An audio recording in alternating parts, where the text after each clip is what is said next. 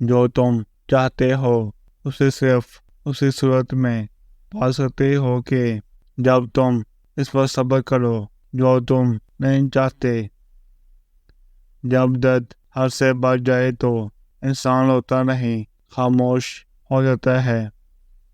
کسی کا سکون چھین لینے کا کفالہ عبادت کر کے ادا نہیں کیا جا سکتا۔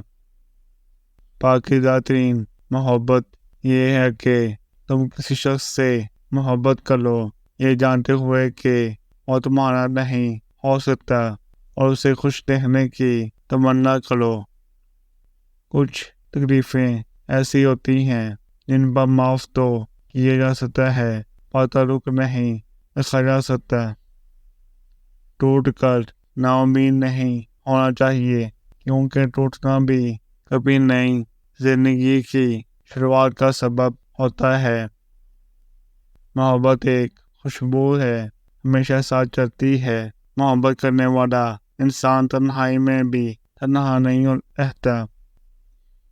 اس طرح پتہ لگایا جائے کہ انسان پر آنے والی مصیبت سزا ہے یا آزمائش۔ جو مصیبت اللہ سے دور کرے وہ سزا ہے، اور جو اللہ کے قریب کرے وہ آزمائش ہے۔